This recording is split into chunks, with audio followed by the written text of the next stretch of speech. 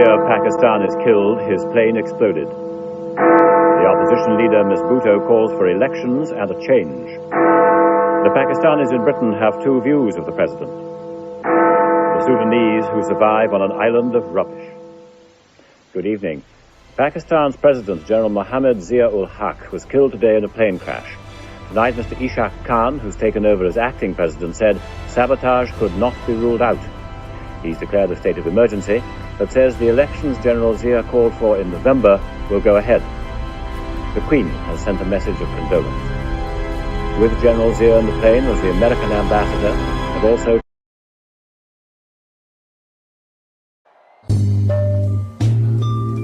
It's been a long time coming. The date, August 12, 1924. We are in Jalandhar, British India, where Muhammad Akbar Ali is graciously presented with the birth of his son, Muhammad Zia Ul Haq. Coming from humble beginnings, everyone close to him since a young age credits his actions of discipline, quietness, and being deeply religious, gaining the Muslim clerical title Maulvi from a young age. This devotion of Islam and religion is further reinstated by Zia's grandchild, stating, "But my grandfather really truly believed in the idea of a Muslim nation-state, a sort of commitment I envy now that I can barely align myself, even sarcastically, with a single political vision." His career in the army began in the Indian Military Academy in Bihar, establishing his rise to power. He was enlisted to participate in the British Indian Army and fought in the Pacific Second World War. Following the partition of 1947, Zia felt an earnest calling for new land. Then he joined the Pakistan Army. Along the way, he was enlisted in side quests, like during Black September. He joined in defending the Jordanian armed forces against the Palestinian Liberation Organization. 1976 saw a big change for Zia, gaining the General and Chief of Army Staff in the same year. By this time, Zia Ul Haq was rather calm with his work, until 1977 clipped itself around the calendar.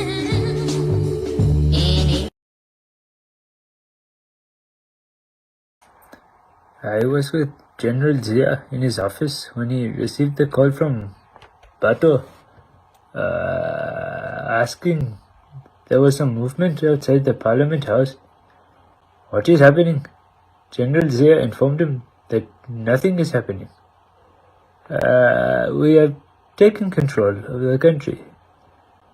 You are not the Prime Minister of Pakistan anymore. The Pakistani army has taken over, and we will take you to Government House in Murray.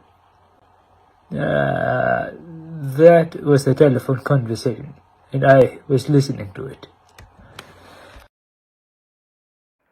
July 5th, 1977, Zia commenced Operation Fair Play under his control, which resulted in the overthrowing of the current Prime Minister, Zulfikar Ali Bhutto, in which he declared de facto leader for over a year, assuming his role as President of Pakistan in September of 1978.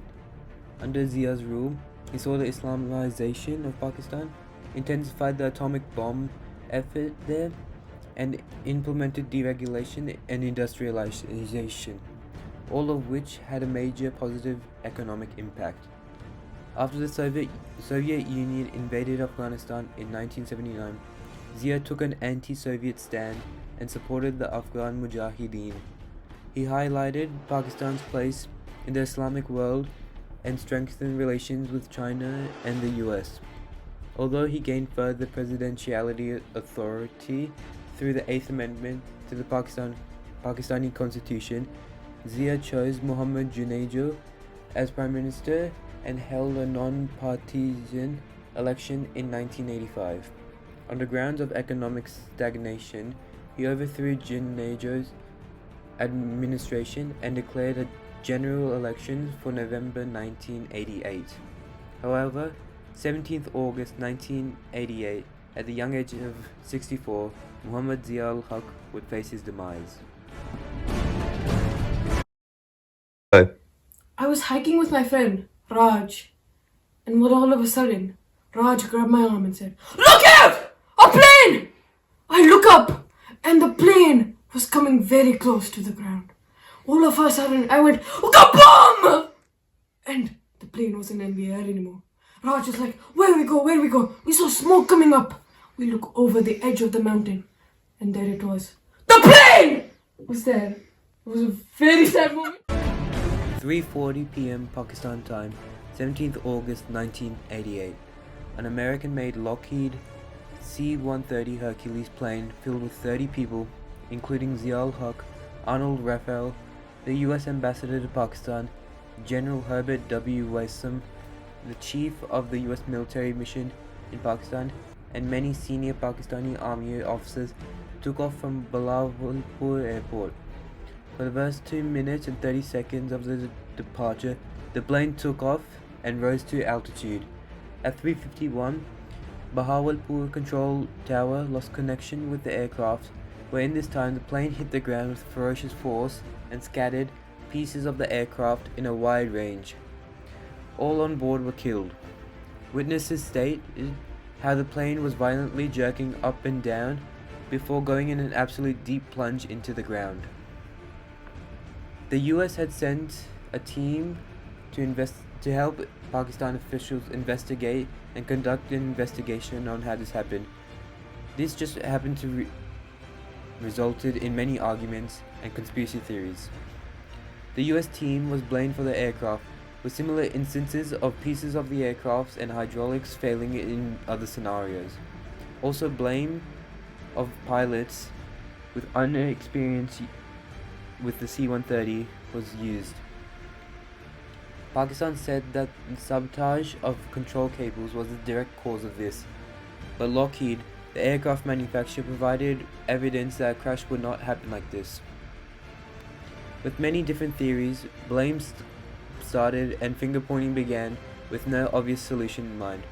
Theories such as Soviet-backed assassination, US-backed assassination, and even Pakistani-backed assassination are some of the theories. Another theory of a mango tray being smuggled on and instead of mangoes were explosives was another theory. People that were wronged by Zia were also accused of suspicion, since many anti-Zia groups were made. Even to this day, more than 36 years later, no direct conclusion can be concurred, a clear demonstration of an unsolved true crime. Even though Zia Ul Haq had many positive impacts to his country, the enemies he made along the way could have been the demise of him and 29 people on board of that tragic flight in 1988.